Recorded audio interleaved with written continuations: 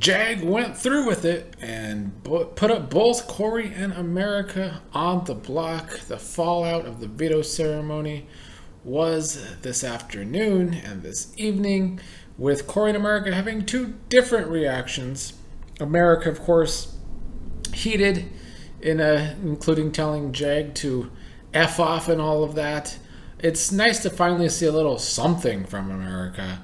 She's been all talk, no follow through this entire season. But now that, for the first time ever, honestly, the game is hard for her. She is having a bit of a meltdown, to say the least. But I don't blame her. She and Corey were completely blindsided. Really only the second true blindside of the season, Heisem being the first one. I do find it funny that America has an even more hot-headed reaction than Heisem. Corey, meanwhile, has went into full campaign mode already to try and stay in this game, really trying to appeal to the side that he thinks will need him, being Suri, Felicia, and Bowie. He's probably not going to get Bowie. I mean, he's probably not going to get any of them, but I do appreciate that Corey's already campaigning, but I feel like that is kind of bad from him, because if I was in the house and Corey's hitting the ground running right after the veto ceremony and he's already campaigning and he's kind of the main target, and this is kind of the reason why, I think it would make me want to vote him out even more. So while I appreciate that Corey's already campaigning, I don't know if it's going to work for him, because it is so suspect coming from him like this. As for America, you know, America stands have been in total meltdown the last few days now.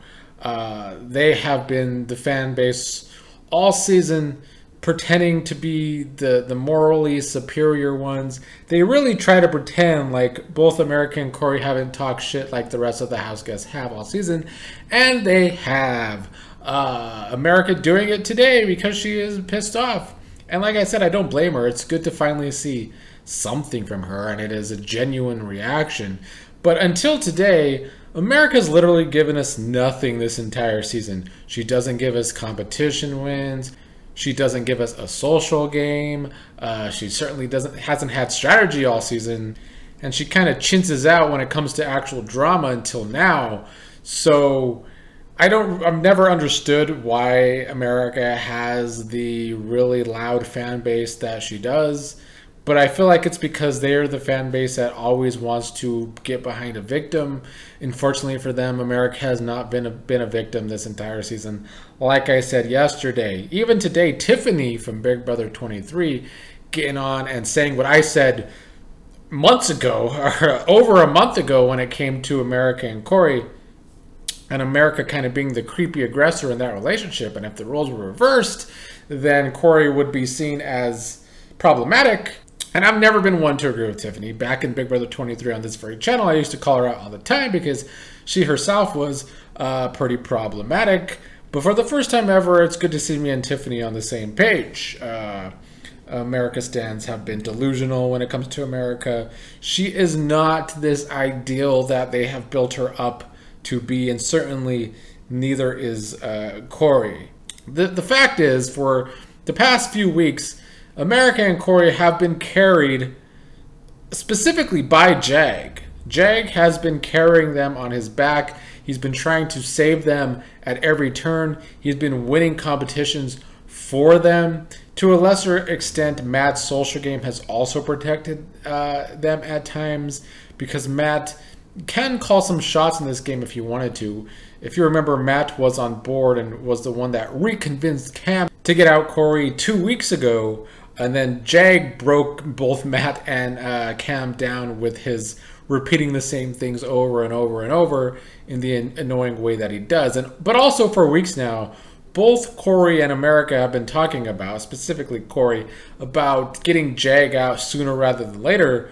So, I mean, they can't be too upset that Jag got them first. Like, they got first. That's what happened. And America's reaction to be mad is normal, and I don't fault her for it. And it's actually good to see a little fire under her for the first time ever.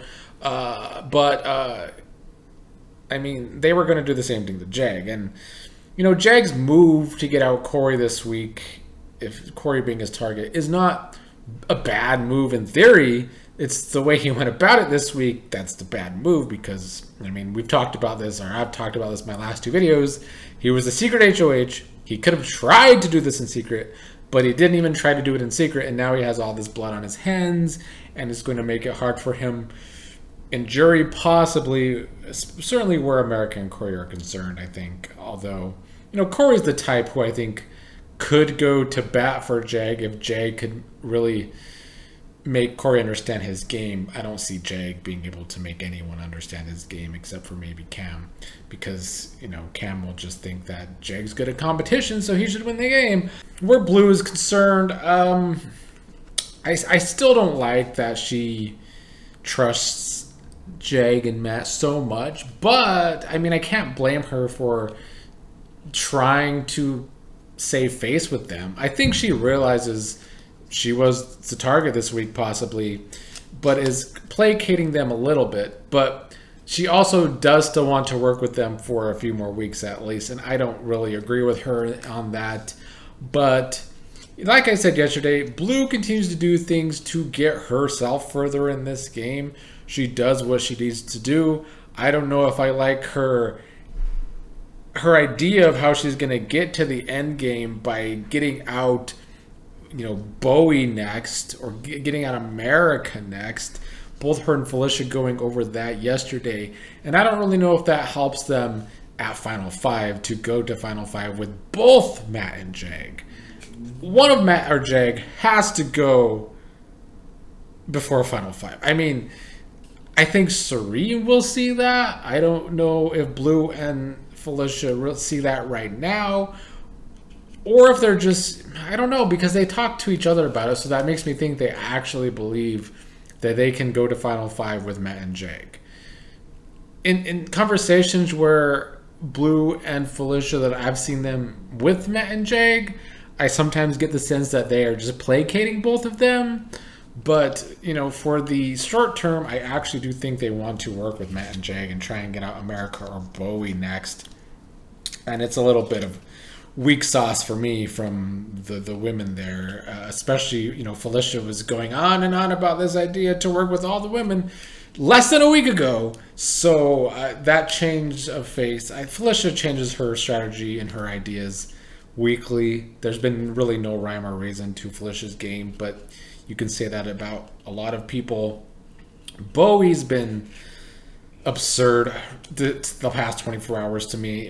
This is the woman that was having victim noises of her own, much like Jag earlier this season, and she was the one that has been talking about this fair game. She's been like Twitter, talking about morality, but now suddenly she's been acting like she's going to be really hardcore if anyone votes for Corey to stay this week.